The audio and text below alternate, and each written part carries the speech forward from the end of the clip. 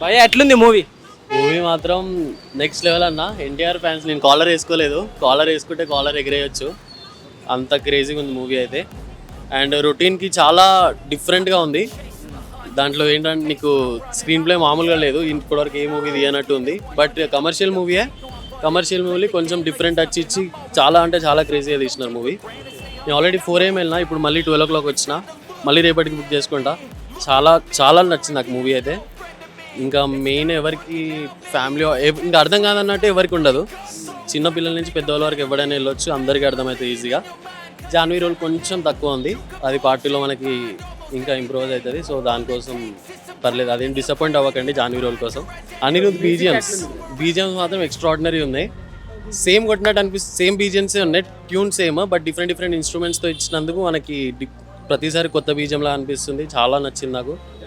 ఇప్పుడు హాలీవుడ్ నుంచి యాక్టర్స్ని తీసుకొచ్చారు కదా, సో కొంచెం స్పెషల్ అట్రాక్షన్ ఏమైనా కనిపించిందా?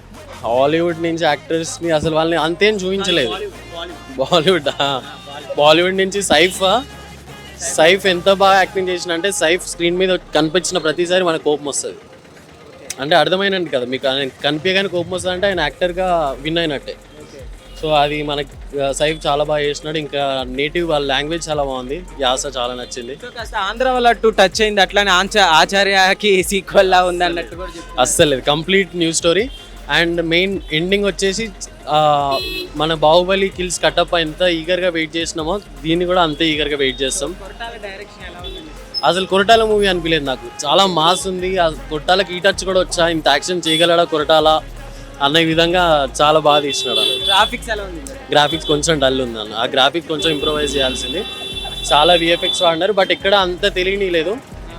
బట్ నువ్వు మళ్ళీ పర్టికులర్గా ఇట్లా చూస్తే, దీన్ని అబ్జర్వ్ చేద్దాం అన్నట్టు చూస్తే నీకు గ్రాఫిక్స్ తెలుస్తుంది, లేకపోతే అంత బాగానే ఉంది మేనేజ్. ఓవరాల్గా ఎన్నిసార్లు చూడొచ్చు? ఓవరాల్గా అయితే ఎన్టీఆర్ ఫ్యాన్స్ అయితే నాన్ స్టాప్ ఒక 1 week చూసినా తప్పలేదు. Normal audience repeated movie, repeat చూసుకోవచ్చు. రేటింగ్ అనిపిస్తుంది?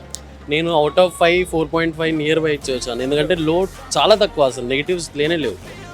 అయితే మరి కల్కిని బీట్ చేస్తుందంటావా? లేదు, కల్కిని బీట్ చేయదు. ఎందుకంటే పాన్ ఇండియా అయినా సరే మన తారకన్న RRR తర్వాత రాజమౌళి త్రూ తెలుసు కాబట్టి, యాజ్ ఏ ఎన్టీఆర్ తెలియదు ఆయన నార్త్లో. నార్మల్గా ఏదో రాజమౌళి మూవీలో చేసినట్టు ఉంది, కానీ అంత బీట్ చేయలేదు. నార్త్ నుంచి అంత రెస్పాన్స్ రాకపోవచ్చు మేబీ, ఎందుకంటే యాస వల్ల, నేటివిటీ వల్ల మనకు కొంచెం నచ్చుతుంది. మేబీ వాళ్ళకి అంత టచ్ అవ్వకపోవచ్చు. ఓకే బ్రదర్, ఫైనల్గా రేటింగ్ ఎంత ఇస్తావు? 4.5 ఇస్తా అవుట్ ఆఫ్ 5. Thank you. ఏం చెప్తావు ఎన్టీఆర్ ఫ్యాన్స్ అయినా ఎవరైనా సరే, మూవీ లవర్స్ ఖచ్చితంగా దేవరాన్ని ట్రై చేయండి. బట్ థియేటర్స్ని కరెక్ట్గా చూస్ చేసుకోండి, మంచి సౌండ్ సిస్టమ్, మంచి ప్రింట్, మంచిగా స్క్రీన్ అంతా బాగుండేలాగా చూసుకోండి. ఖచ్చితంగా అందరు చూడాల్సిన మూవీ అంతే.